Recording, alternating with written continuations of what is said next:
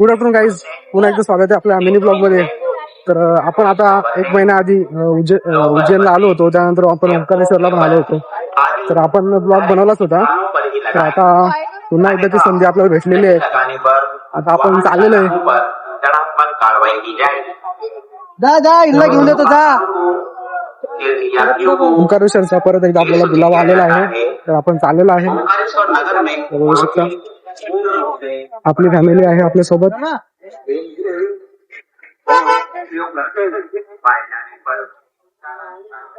हो इथे स्पष्ट आहे. वहिनी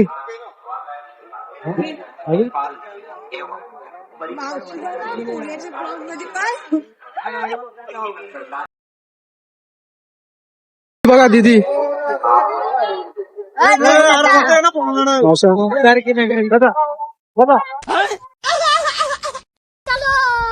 ओंकारेश्वरला आल्यावरती आपल्याला अशी रिक्षा पाहायला मिळतात आणि त्या रिक्षेत बसून आपल्याला ओंकारेश्वरला जायला लागतं.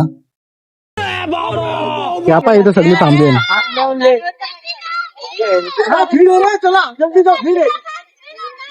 अर्धी आम्ही सगळी रिक्षामध्ये आलो आणि बाकीची सगळी तिकडेच राहिली. मग आता ती चालत आल्यात. मग आता ती चालत आल्या त्यांना सांगितलं रिक्षाने या. मग आता रिक्षाने यायला सांगितलं तर ती काहीतरी ताणताण करते. आणि मग आता शेवटी काय येतील ती रिक्षाला. ती आल्यानंतर आपल्याला काही निघता येत नाही. मग आता निघू ती आली का.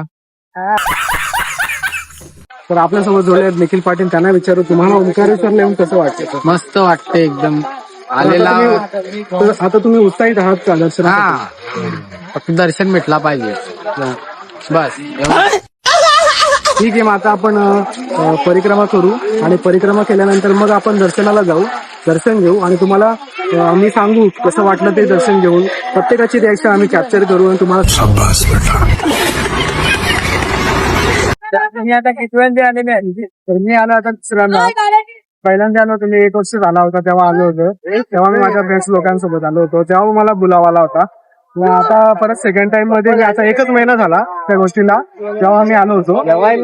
आणि आता अचानक असं काय घडलं काय माहिती आहे. अचानक असा बुलावा आला आणि आमची फॅमिली परत एकदा फिरायला इकडे निघाले ओंकारेश्वरला. आणि तसं आम्ही उज्जैनला पण जाणार आहे. तर आम्ही आता ओंकारेश्वरला आलोय. आता आम्ही ओंकारेश्वरला आमच्या फॅमिली सोबत दर्शनाला जाऊ. आता आम्ही आलोय सेतूच्या मार्गाला आणि हा उज्जैनचा परिसर बघू शकता. आणि आपली फॅमिली घेऊन चाललेली पुढे.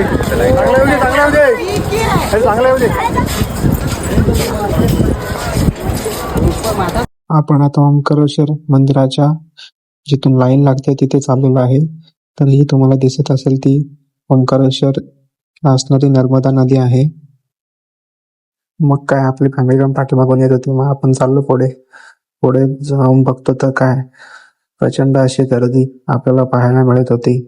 या अशा गर्दीमध्ये दर्शन कसं घ्यायचं तर असा प्रश्न पडला होता. पण आम्ही ठरवलं होतं की किती पण गर्दी असू दे आम्ही दर्शन घेणारच. मग हा परिसर बघू शकता ओंकारेश्वरचा.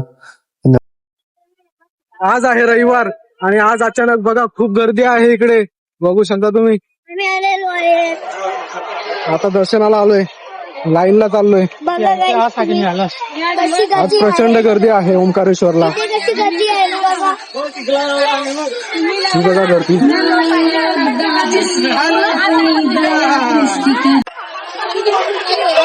ओंकारेश्वरला वरती बघा जो सगळा विषयच करून टाकलाय.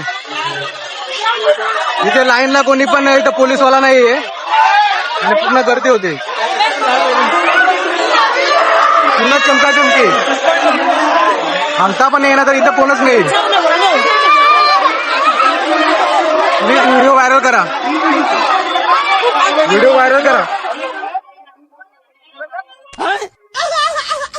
आता मागची व्हिडिओ तुम्ही बघितलं असेल किती गर्दी होती. अशा गर्दीमध्ये आम्ही दर्शन घेतलं. पण अशी गर्दी नाही व्हायला पाहिजे. आता जसं आपल्या त्र्यंबकेश्वर नाशिकमध्ये एकदम प्रॉपर बॅरेट टाकलेले आहेत, बरोबर सर्व भाविक दर्शन घेतात. तसं इकडे काहीच नाहीये, बॅरेट वगैरे टाकलेलं नाहीये. एकदम गछडी अशा म्हणजे एकदम डेंजर दर्शन घेतो. छोटे बच्चे पण असतात त्यांना पण त्रास होतो किंवा म्हातारे लोक पण दर्शनाला येतात. तर अशी चेंगराचेंगरी होते आणि याच्यामध्ये एखाद्याचा जीव पण जाऊ शकतो.